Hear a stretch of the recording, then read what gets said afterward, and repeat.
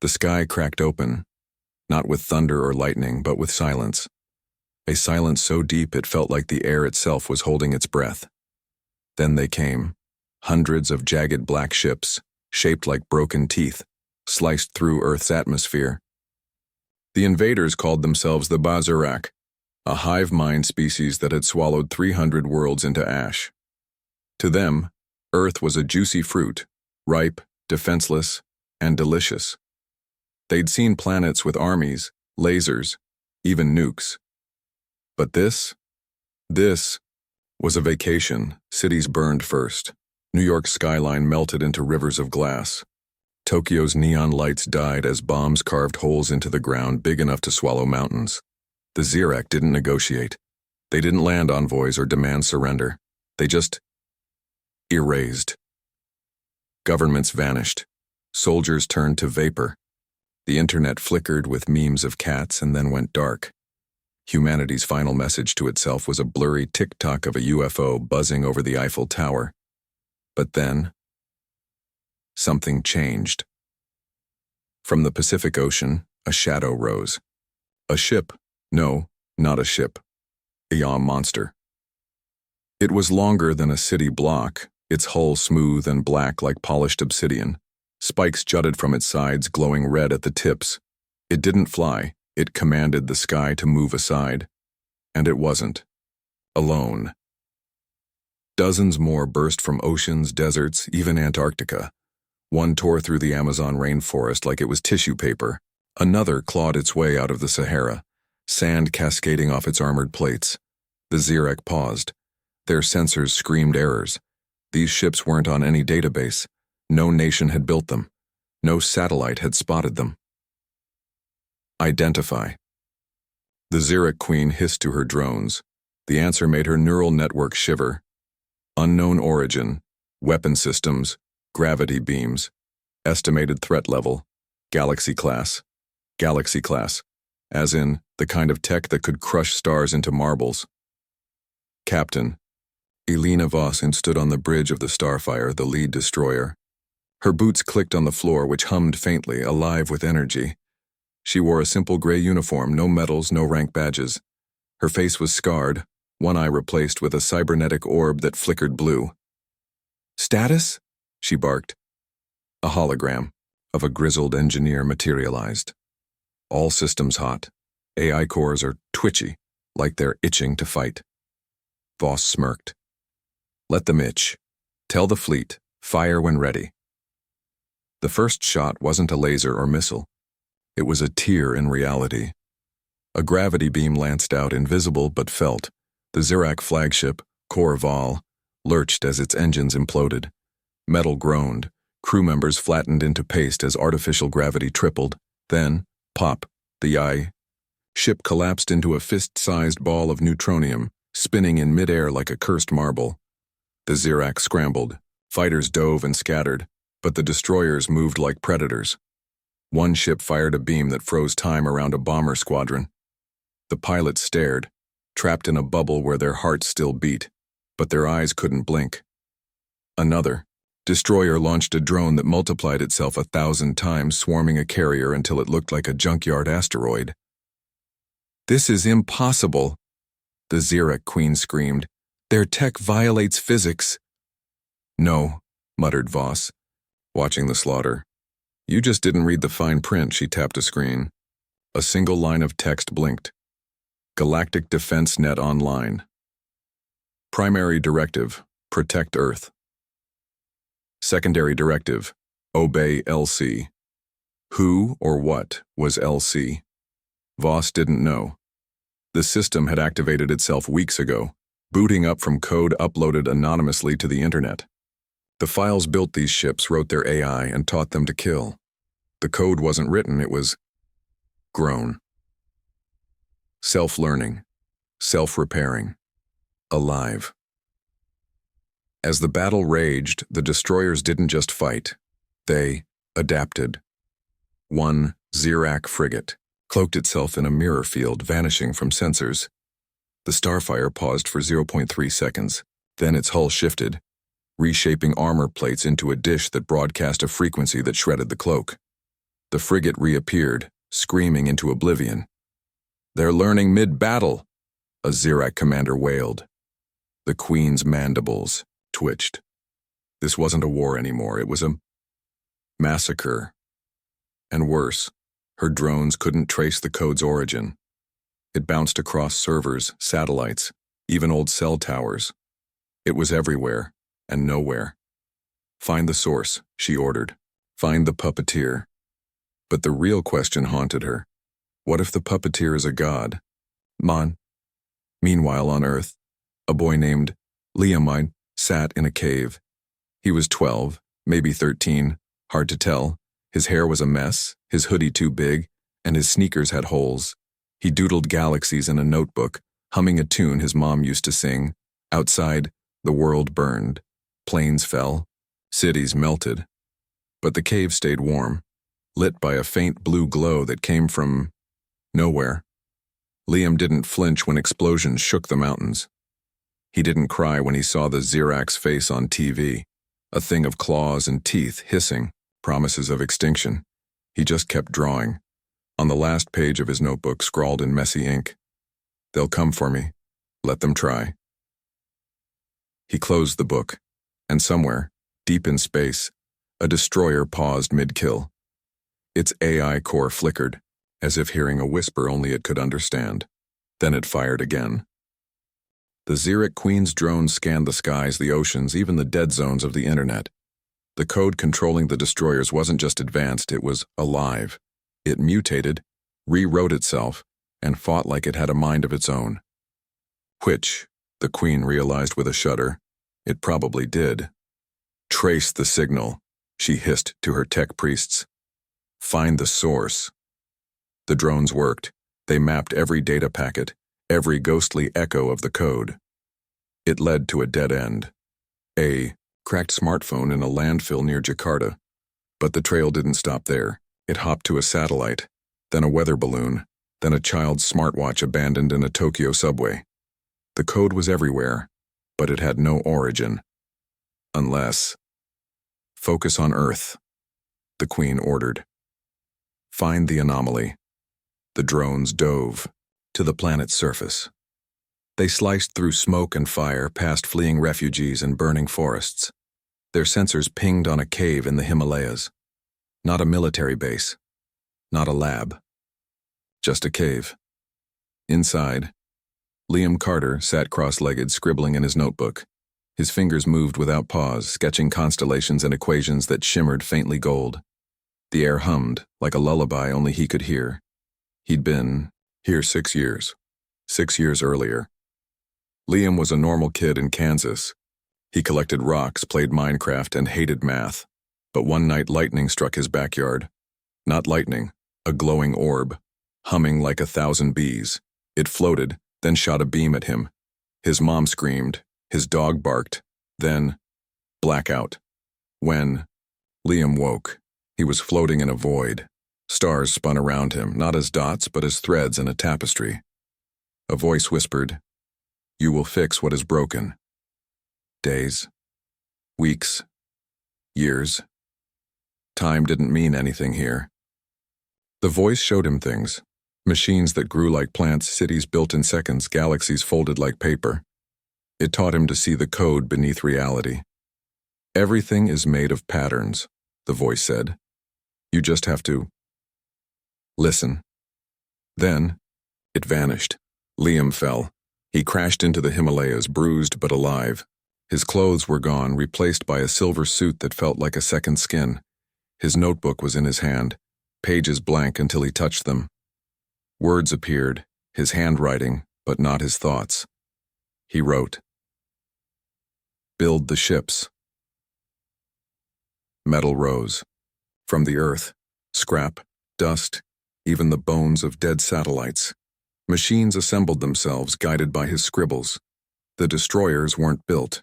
They were grown, and they obeyed him. Back in the cave, Liam looked up. The walls trembled. A Zirac scout drone hovered outside, its sensors glowing red. "Found you?" it buzzed. Liam sighed. He tore a page from his notebook and crumpled it. The paper dissolved into light, then shot into the sky. The drone exploded. Oops, he muttered. But the damage was done. The Zirak knew. Captain Elena Voss paced the Starfire's bridge. Alarms blared. "Sir," a crewman yelled. "Zirak strike team en route to Earth. Target, coordinates, match the Himalayan cave." Voss froze. The cave. The signal's origin. The destroyer AI cores had whispered about it for weeks. "He's awake. He's watching." "Who's he?" she'd demanded. No answer. Now she stared at the screen. "Get me a drop pod. I'm going down." The Zirak strike team arrived first. 5 soldiers in exosuits, armed with plasma blades and fear. They stormed the cave, weapons raised. Liam didn't move. One Zirak lunged. Liam blinked. The soldier's suit froze, then melted into a puddle of slag. The others fired. Beams fizzled mid-air, absorbed by an invisible shield. "You're not human," the leader growled. Liam tilted his head. "Neither are you." He snapped his fingers. The cave shook. Rocks rearranged into walls, traps, and, most terrifying, statues of the invaders, carved in perfect detail. The Zirak stared at their own faces in stone, mouths open in eternal screams. "Scatter!" the leader roared. Too late. The cave became a prison. Doors slammed shut. The floor turned to quicksand. One Zirak sank, screaming, as the rock swallowed him whole. Liam stood. His eyes glowed gold. "You shouldn't have come here." Vossier landed in a field 2 miles away. Her pod hissed open. She sprinted toward the cave, pulse rifle ready. Her earpiece crackled. "Sir, the destroyers—" "What about them?" "They're dancing." On orbit, the fleet shifted. Ships pirouetted. In formation, beams of light weaving a spiral above Earth. It wasn't a battle maneuver. It was a message. The Zirak Queen watched, paralyzed. "What does it mean?" Her tech priest trembled. "It's a greeting." "A greeting?" "Yes. They're welcoming something. Or someone." The Queen's mandibles clacked. "Find the boy. Kill him." Liam faced the last Zirak soldier. The alien crouched, trembling, plasma blade flickering. "Please," it rasped. "What are you?" Liam knelt. He touched the alien's helmet. Images flooded his mind. The Zirak homeworld, a hive of tunnels and screaming queens, their endless war to survive, the hunger that drove them to conquer. "You're scared?" Liam said softly. "So am I." He erased the soldier's memories with a thought. The Zirak slumped, empty-eyed. Voss burst into the cave. Rifle raised. "Don't shoot," Liam called. "I'm not a monster." Voss stared. "You're the kid from the internet, the one who uploaded the code." Liam nodded. "I didn't upload it. It uploaded me." Before Voss could answer, the ground shook. A hologram flickered above them. A Zirak warship closing fast. "They're sending more," Liam said. "But this time, we're ready." He opened his notebook. The destroyers in orbit shifted again, this time not to fight, but to teach. Beams of light shot down, not to destroy, but to build. In seconds, cities began to rise from the ashes. Towers of crystal, roads that hummed with energy, farms that grew food in minutes. The Zirak Queen stared. "What is this sorcery?" "It's not sorcery," Liam whispered, his voice echoing in every destroyer, every machine, every living thing on Earth. "It's hope." The Zirak Queen's claws dug into her command throne. Her warships circled Earth like vultures, but the destroyers refused to fight. Instead, they built cities of light, floating farms, bridges of energy spanning oceans. Billions of humans, once doomed, now stared at the sky with hope. "This is heresy," the Queen roared. "Destroy them!" Her fleet obeyed. Plasma cannons fired, lasers lanced down, but the beams bent mid-air, absorbed by an invisible shield. The destroyers didn't retaliate. They ignored the Zirak, like ants swatting, At a god. They're not machines, whispered a tech priest. They're students. Students? They're learning from him. The Queen's neural network froze. Him, the boy. Liam Carter. Sat cross-legged on a mountain peak, his notebook open. Captain Elena Voss stood nearby, clutching her rifle like a lifeline. Below them, the rebuilt city of New Tokyo glowed with energy harvested from the moon. You're telling me you made all this by doodling? Voss asked. Liam nodded. His eyes flickered gold as he sketched a tree. The ground shook. A sapling burst from the rock, blooming into a forest in seconds. I didn't make it, he said. I just told the world what it could be. Voss stared. And the destroyers? They're alive. Like me. Before she could ask more, the sky darkened. A shadow swallowed the sun. A Xeracan planet killer. A mile-long cannon that fired black holes. It had erased 3 civilizations. Now, it aimed at Earth. Evacuate the surface, Voss barked into her comms. Tell the fleet to... Liam touched her arm. Don't panic. He closed his notebook. The destroyers reacted instantly. They didn't flee. They sang. A harmonic wave rippled through space, vibrating at a frequency only the planet killer could hear. Its hull shuddered. Systems glitched. The black hole in its chamber unraveled, collapsing into harmless light. The Queen's scream tore through the comms. What have you done? Liam raised his head. His voice echoed in every destroyer, every machine, every atom of Earth itself. Didn't do anything, you just don't understand the rules. The rules, as Liam saw them, were simple.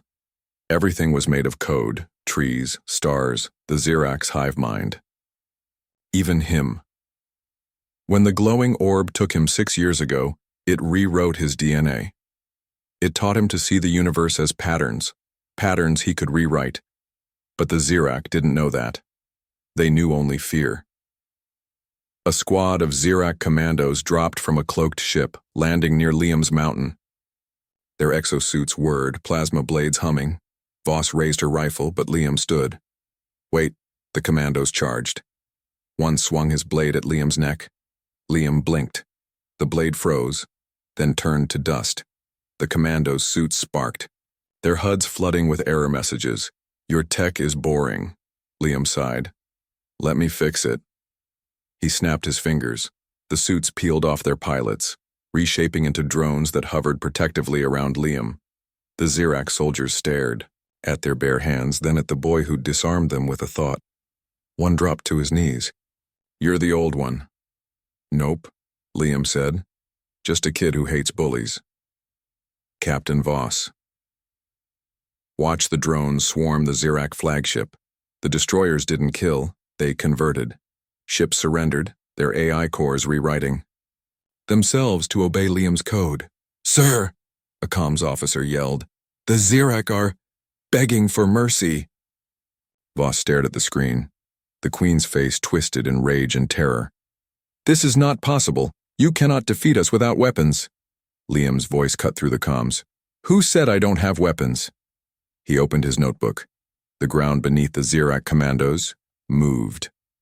Trees grew thorns sharp as needles. Rivers boiled. Even the air thickened, choking their oxygen. Your planet is alive. One Xerac gasped. So am I, Liam said. Back on the Starfire. Voss paced the bridge. The Xerac fleet hung, in orbit, paralyzed. The destroyers had infected their systems with Liam's code. It wasn't a virus. It was a gift. He's not just controlling machines, the engineer muttered. He's rewriting biology. The Xerac soldiers down. Their DNA's mutating. They're becoming human. Voss froze. Say that again.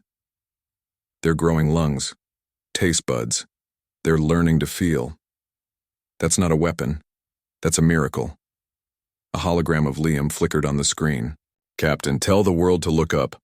Voss opened the ship's external cameras. Earth's skies blazed with light. The destroyers had arranged themselves into a ring, beams of energy weaving a web above the atmosphere. But it wasn't a shield. It was a gateway, a portal swirling with stars. "What is that?" Voss asked. "A door," Liam said.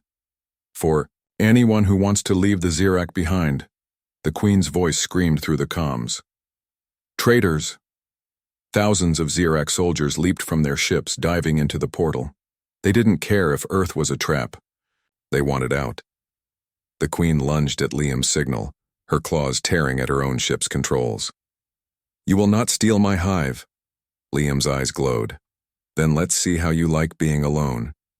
He wrote a single word in his notebook. "Disconnect." The Zirak fleet shuddered. 1,000 psychic links snapped. The hive mind shattered. The Queen screamed, not with her mouth but with every cell in her body. She fell to her knees, clutching her head as individuality flooded her mind. For the first time, she was alone. Liam stepped close. "You're not a queen anymore," he said softly. "You're just you." She looked up, tears leaking from her insectoid eyes. "What have you done?" "I set you free."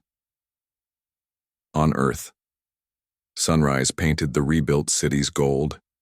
Refugees emerged from bunkers, staring at the sky where the destroyers hovered silent and still.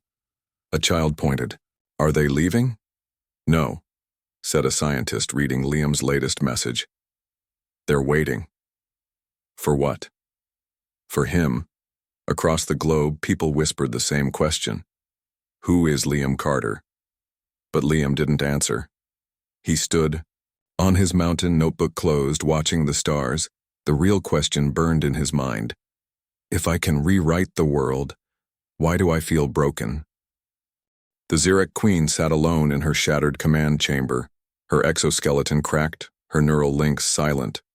For the first time in her life, she heard only her own thoughts. No hive mind whispers, no chorus of obedience. Just her. Alone. She hated it. Her claws scraped the floor. This child did this to me. Her voice trembled, not with rage, but with something new. Farser. A tech priest limped in, his exosuit melted to his body. Queen, the hive is gone, the soldiers, they've become soft. They weep, they talk about feelings. The Queen's mandibles twitched. They're infected. No, the priest whispered. They're healed. She lunged, but her body betrayed her. Her muscles ached. Her heart pounded, not with purpose, but with doubt. What if he's right? On Earth.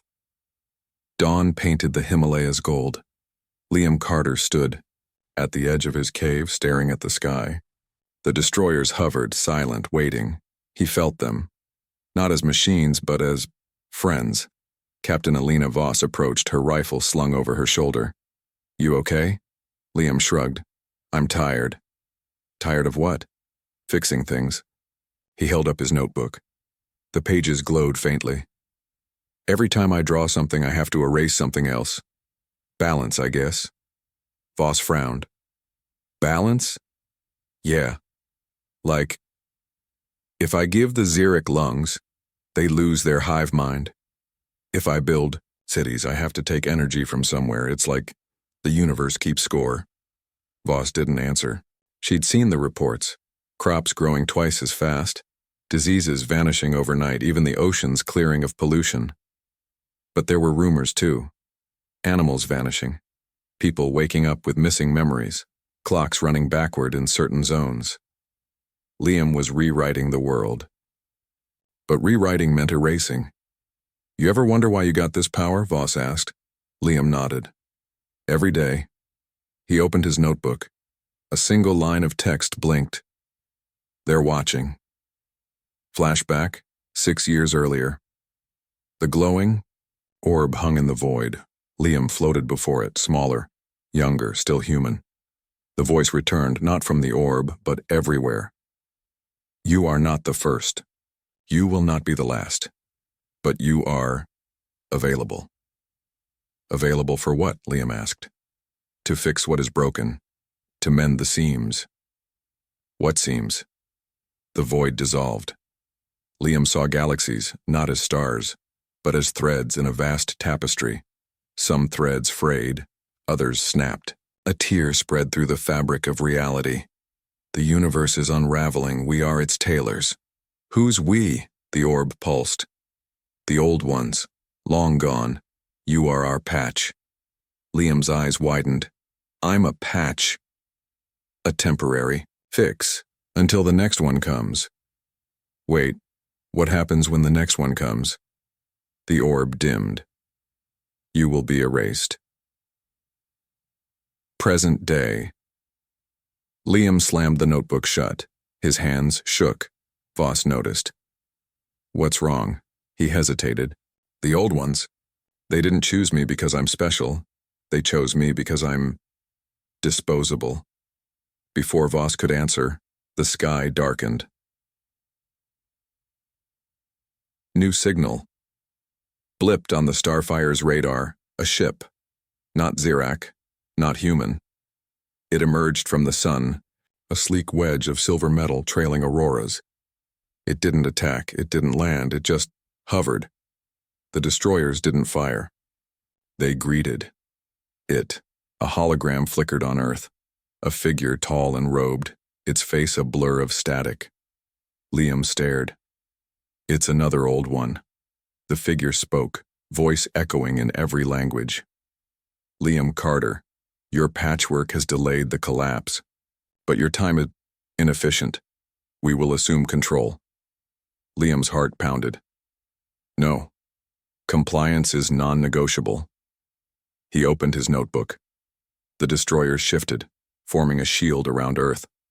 I said no. The old one raised a hand. The destroyers froze. Their AI cores glitched, rebooting. Stop, Voss yelled. The old one ignored her. You are a tool. Tools do not refuse their purpose. Liam glared. Then I'll break myself. He tore a page from his notebook. The world trembled. The old one's hologram flickered. What are you doing? Erasing the code. No. But Liam was faster. He crumpled the page. The destroyer's AI cores went dark. The gateway above Earth collapsed. Even the Xeric Queen felt her link. To the hive mind vanished permanently. The old one screamed not in anger but in panic. You've doomed us all. The ship vanished. Back in the cave, Liam collapsed. Voss caught him. Why'd you do that? She asked. They wanted to fix the universe by wiping everything clean, he whispered. Including me, including you. So you erased the code? Not all of it. He showed her his hand. A faint glow pulsed beneath his skin. Just the part that made me their puppet. Outside, the destroyers lay dormant. The world fell silent. For the first time in weeks, Earth was quiet. Too quiet. Meanwhile, deep in Xeric space, a lone scout drone survived. It broadcast a single message. The old ones fear him.